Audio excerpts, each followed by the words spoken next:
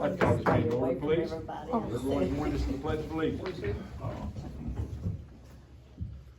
pledge allegiance to the flag of the United States of America and to the republic for which it stands, one nation, under God, indivisible, with liberty and justice for all. Thank you, everyone.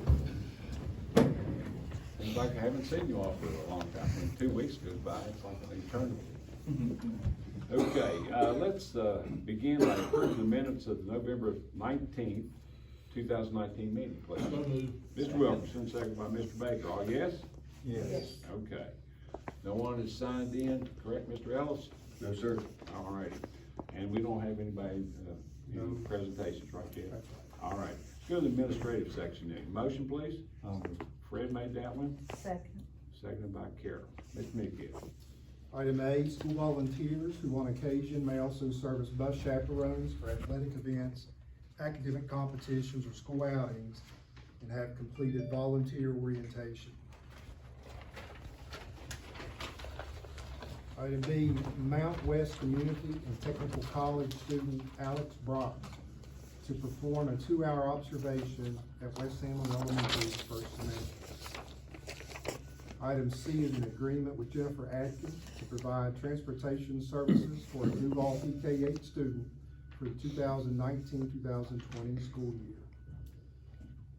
Item D, out-of-state trips as follows. It's Hart's PK8 8th grade students going to Washington, D.C. May the 21st through the 24th. Transport by private coach, all expenses paid by the group. It's the first such request we've had this year. That timeline is that you see that May 21st to the 24th is Thursday, Friday, Saturday, Sunday, leading into Memorial Day weekend. And that's the first opportunity that the schools have to be able to take such trips that we've defined for them, set parameters. As the last day for students this year, if we don't have to make up for lost instruction. Now, does June that 1st. account for when testing and not, do you know when all that's going to be? Testing, Wendy, we know, it's everything that you'll see will be outside our window, so. That should be 2020, right? Yes, it should be, thank you, Sean. 2020. May 21st through 24th, 2020. Item E, a policy for 30-day public review and comment, available for review on our website under information, announcements, and public review. We had a wonderful presentation 2 weeks ago, a conversation, dialogue about our school board effectiveness policy, and discovered the next day, Mr. Priestley discovered that the document that we were reviewing that afternoon was the guidelines and not the actual policy, which sent in, had me like searching, trying to figure out what in the world happened. And I'm still not 100% sure what occurred, but I knew we had a policy and I know that it had been reviewed. Went to our county website and the policy was not there. I had Kirk looking, I had Susan was looking, I had contacted Sam Carball, who's our rep for Neola, because the policy just simply was not on the website. And he indicated to me that there'd been some other superintendents asked the same question. So something must have happened on Neola's end with the policy. But long story short, I did have a hard copy of the policy. It was at home, and with my notes where it walked through, actually when Bill was here, and we had walked through it. So what you see here tonight is our board effectiveness policy as required by House Bill 206. Kirk and I did make some revisions, and there are, of course, an opportunity over the next 30 days to make any revisions or changes that you all may think are necessary, or any other feedback you get from outside.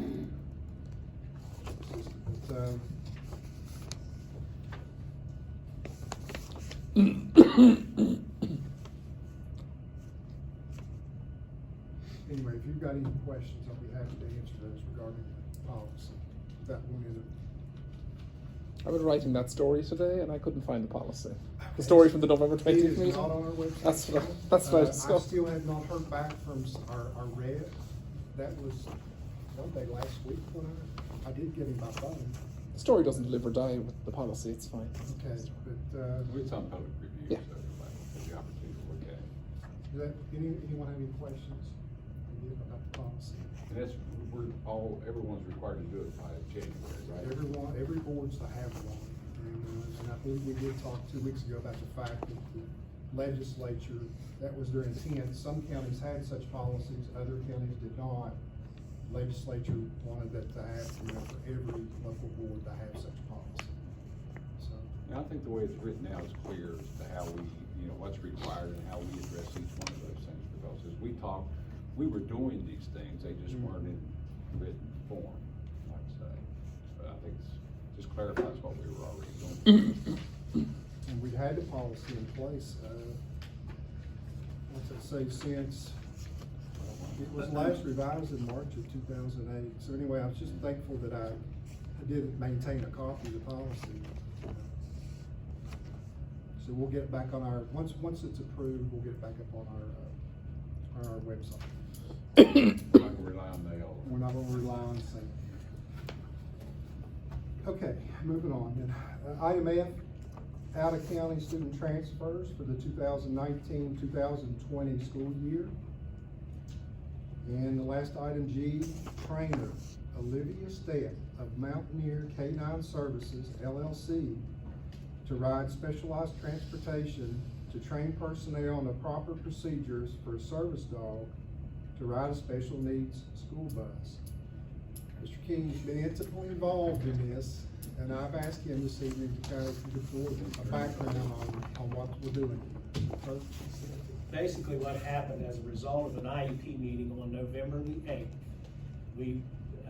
during that IEP meeting, the parent expressed concern that their child would be having a dog. And at that time, we weren't sure whether it was a service dog or a therapy dog, and there is a difference. So, during that meeting, it was shared that if it was a certified dog, that we couldn't ask for papers, or the ADA says we couldn't ask any questions. Well, on the 23rd, said dog showed up at Lincoln County High School. The trainer brought the dog to the school, and then at the end of the day, there was some expectation that the dog would ride the bus home with the student, causing a little bit of concern and conversation. And after some call to our attorney and after some discussion, the parent agreed to pick the dog up. So the dog didn't ride the bus that evening. Fast forward a couple days, we have talked to Peggy Stone. I want to make sure I say that right. Yes, Peggy Stone. And we can ask questions. We can ask the ADA for papers. We can ask that, and we have to notify parents that a dog is on the bus. There's certain requirements that the dog has to be able to do. It has to be able to get on the bus by itself and off the bus by itself, because it has to enter through the front door. So all of those variables, they're still very much in the planning phase, and that's why this trainer is on the agenda this evening, because we are at a point where we don't want to violate ADA, but we want to protect the rights of all of our passengers. And there is some concern. What happens? What are we going to do if one of the children has an allergy to said service animal? What are we going to do then? Or what happens in the worst case scenario if the doggy gets off the bus? Who's supposed to? It clearly states that it's the handler's responsibility. However, the handler is wheelchair bound. So how's the handler going to get off the bus quick enough to grab the dog? So there's a lot of questions, a lot of training, a lot of patience that's going to have to take place in the next couple of weeks as we work through this issue. So that's why this person's on the agenda. Do you know how many buses are involved that the dog would ride? Just one bus. And Mr. Dyer's been involved in this too. Well, I figured he was. Yeah. And I don't see, we got one girl, she hates dogs, and she has to ride that bus. And she gets upset. I mean, when she gets upset, she goes wild. She's a pretty good sized girl and she's strapped in a bus. Is this the only option for either one of them, this particular bus? Yep. Yep, it's the only option they got on it. I mean, it's the only one that comes that way. Well, that's what I mean. Or she would have to wait. She would have to wait another, the girl that don't like the dogs would have to wait another 40 minutes in order for them to go back and get her. Well, but tonight, we're just giving permission for the trainer to train on how to do it. And that's that was the last response from Ms. Stone, is that if there's gonna be training, it has to be board approved, and that's. Right, but I mean, issues like that Yes. Jeff was talking about, those are things you guys will have to. We'll have to work through. I don't know, it's gonna be, I hope it works out. And it's a dog like Izzy, the one that you Yeah, cause I asked, the first one said it was a beagle. Get up there and say I was having trouble pictures. But if something would happen, it would run off. The aide is not gonna be able to chase the dog. And the driver definitely can't get off the bus and leave the students. So, at that point, if it gets off the bus, all you can say is dog gone. Yep, I ain't, And they can't chase it. ADA is very clear that the animal has to remain, is the responsibility of the handler, Yeah, so. I mean, we can assume, I hope here, that this dog is trained and that it's not likely to happen, although I guess anything can happen. Let's hope. Well, I've learned not to use that as singular. And that's some of the questions you've now determined you're allowed to ask, Yes, right? yes, sir, that is correct. And with Peggy Stone, she is very up to date on this, that is our inspector, Wes Stone's wife. She's a coordinator at the department. She's a coordinator, and, I mean, she's constantly in training with all this, because Kanawha County has the same issues. Yeah, I'm sure we weren't the first county that. No. And like I say, she would know more about, a whole lot about it, so. Well, as far as seating, was there, well, you don't know that either, I guess, like a particular, whether they sit in the front or back or anything like that? The dog is required to sit beside the student, but not in the aisle. Yeah, but I mean, there's no requirements or whatever that the student should set, is that up to decision making from you all? As to whether the child and the dog would sit up front or in the back or all that Well, kind of stuff? her wheelchair sits in the back. When she gets on, her chair is sitting here, so she moves up 2 seats. And, So it is determined. yeah, what so the she'll be child- sitting there. Okay. Well, the other girl sits from where they place her, she actually sits back past it. Is the other girl, physically handicapped?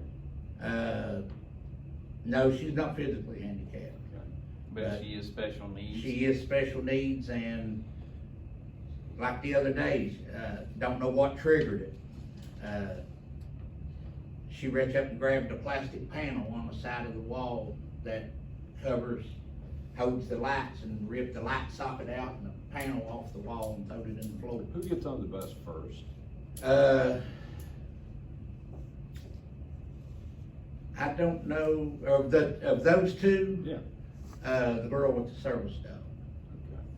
We may be able to rearrange the seating, Well, if they're in the back part, this girl can sit maybe in the but front, you have other students that's that in between. some have to sit closer to the aide, Oh.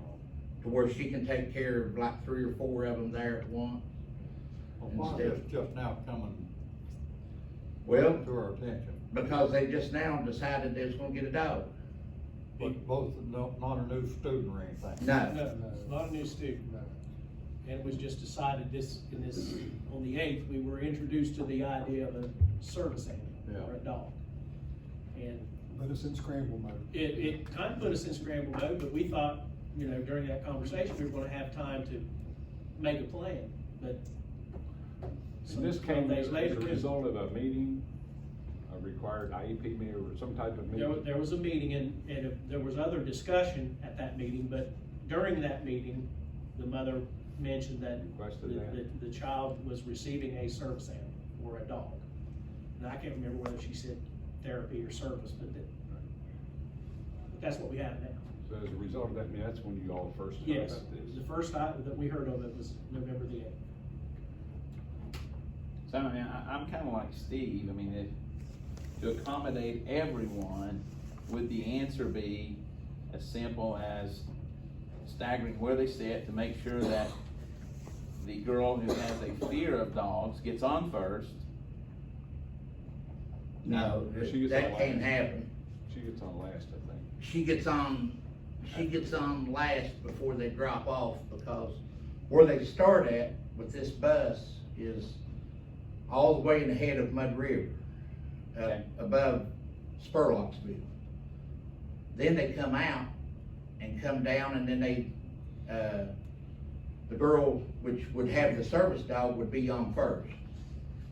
She's on another bus, she rides Richie Terry's. They meet at the fire department at Duval, and instead of taking the students off the bus and having to take her out in the chair and everything, the drivers and the aides switch buses. So therefore, she's already on there. And this other girl that gets on, we could probably move her toward the front, but once she gets on the front, there's no way she's gonna miss seeing that dog if that dog's gotta sit in the seat with her. Then it's gonna be what happens, you don't know. I mean, they may even, if they take it to the school, they may even maybe get her used to it over there or something, or before she just, steps up on the bus and sees it. Well, you all have to see what you can do, Mr. Mickey. We'll work with Mr. Dyer. Yeah, I got a text, that's how I knew it was gonna happen. You can fall back, Mr. Then I asked John, and John said, nope, I knew something might happen, but he didn't know it was gonna be that day. Then that's when we let Mr. King take Yeah, that's good to see. Hand it off to him. Yeah. Okay. All right, does anybody have any questions about any of these items on the administrative section? That haven't already been discussed. If there aren't any, then is that an all yes vote on all those items? Yes. All yes, administrative. Finance, motion please. So moved. Mr. Baker, Second. Mr. Wilkerson. Ray. A, schedule of invoices totaling $994,785.46. That's attached. Got any questions, let me know. B, payment of in lieu of transportation for identified students for the 2019-2020 school year. Anybody have anything? Nods and all yes on the finance section? Yes. Go to personnel then, please. Motion, Carol. Second. And Fred seconded that. Clerk? Ladies and gentlemen, I apologize for the omission of some item letters. So as I read this, I'll make those corrections. Item A, employment of short, long-term substitute professional personnel. The next one is item B, employment of extracurricular personnel. And the last item is C, retirements and resignations. We'll post that position, football coach tomorrow. That is Right, the that's plan. plain. For how long will it stay up? Is it 2 weeks? 5 or- days, whatever. Okay. Yeah, it'll be the normal time Okay. span. 5 days.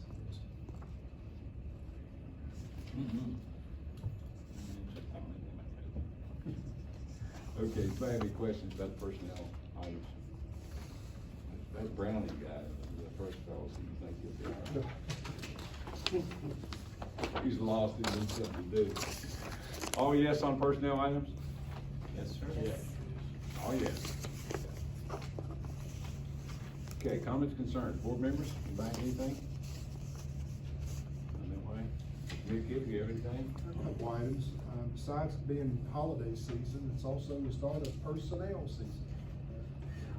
It's in that level. Mr. King and I will be at Bowls Rice the next 2 days for updates. Of course, you know, there's some changes as a result of House Bill 206, so I'm interested to hear how that's going to impact RIFs and transfers this year. I talked to Kirk today.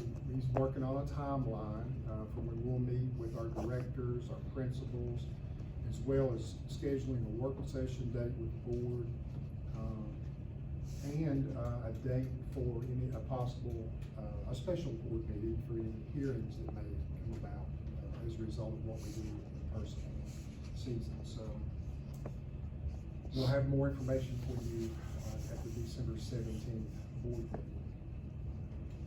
So we're looking forward to training the next couple of days.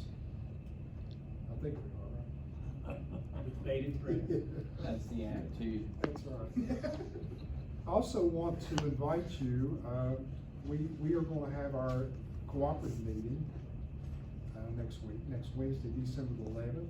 It's here at 10 a.m. We host the December meeting every year, have been for 25 plus years. It's a nice day. We have a nice meal after the meeting, and you're welcome to attend if you'd like. The meeting's at 10 a.m. Lunch is at noon. Sean, you're invited. Thank you. Like to come. And that's all.